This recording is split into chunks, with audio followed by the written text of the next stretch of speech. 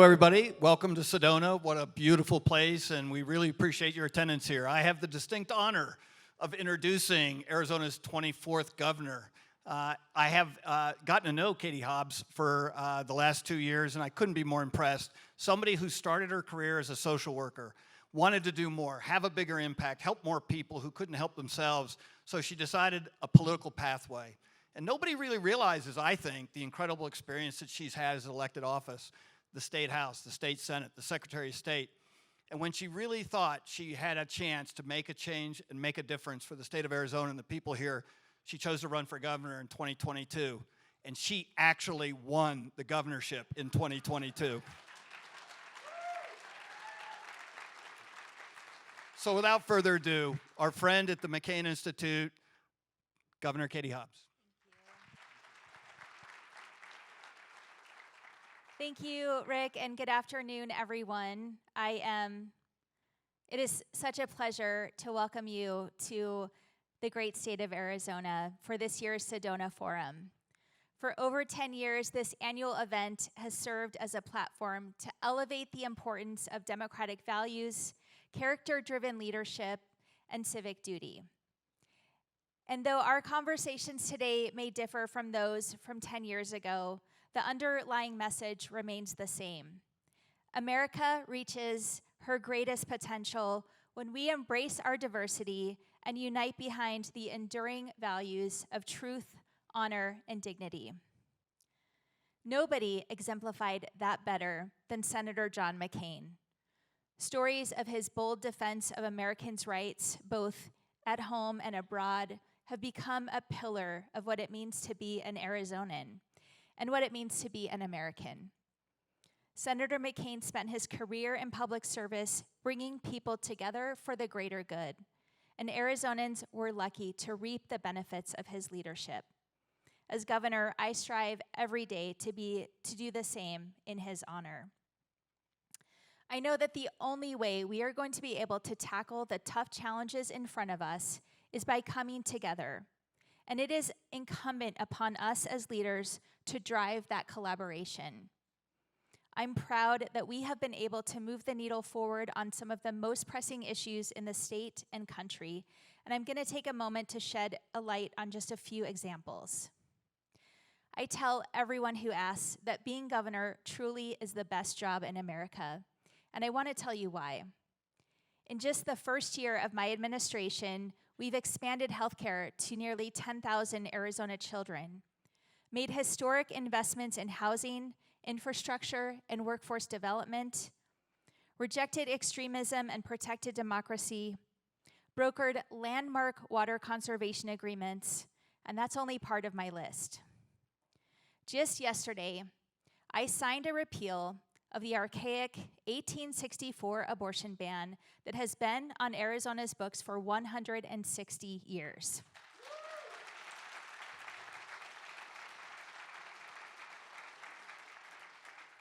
I'm sure that many of you saw this play out in national news, so you know that there are still many in the state legislature who wanted the extreme ban to stay in place.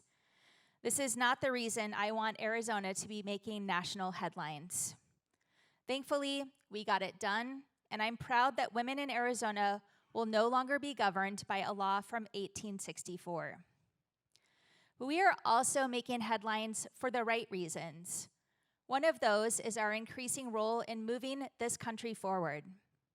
Arizona is the #1 state for investments in semiconductor production, with historic announcements from industry giants, TSMC, and Intel just in the last few months.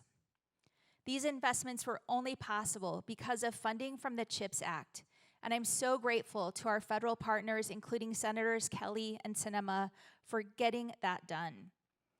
Because of these investments, the technology that will be made here will not only power our country, but it will strengthen America's national security and increase our independence. On the subject of national security, I want to express my gratitude to Senator Kelly, Senator Sinema, and the members of our congressional delegation who voted for the $95 billion foreign aid bill. This legislation strengthens support for our allies, key allies, Ukraine, Israel, and Taiwan, underscoring our commitment to uphold democracy and affirming America's steadfast support for our allies. And just this morning, Secretary Blinken visited the 162nd Air National Guard in Tucson, where he met with the Ukrainian pilots currently training there. I'm proud of Arizona's contribution to our national efforts to support our allies and thank Secretary Blinken for recognizing our work. We will continue to extend our support in every way possible. I'm also thrilled that thanks to the Inflation Reduction Act, Arizona is going to receive $156 million to fund our Solar for All Arizonans program. This program will deploy over 61 megawatts of new solar resources throughout the state, benefiting thousands of low-income families, renters, and rural and tribal communities. This innovative program underscores the kind of responsible, sustainable growth that I've made a cornerstone of my administration, and I'm excited to lower energy costs for Arizonans while strengthening our power grid. It will also open new opportunities for our homegrown solar industry and create good-paying jobs in communities across the state. As you can see, there is so much we can accomplish when we come together and center ourselves around the people that we serve. And there's more work to do. Childcare, healthcare, and broadband are just a few examples of the challenges communities across our state are facing. None of these challenges happened overnight, and they're going to take time, bipartisanship, and collaboration to solve. I know I certainly can't do it alone, which is why I continue to say that we are stronger when we work together and putting those words into action. Over the course of this year's Sedona Forum, you'll have the chance to hear from thought leaders about the current challenges surrounding human rights and women's rights, election integrity, immigration, and the border, all things that are top of mind for Arizonans.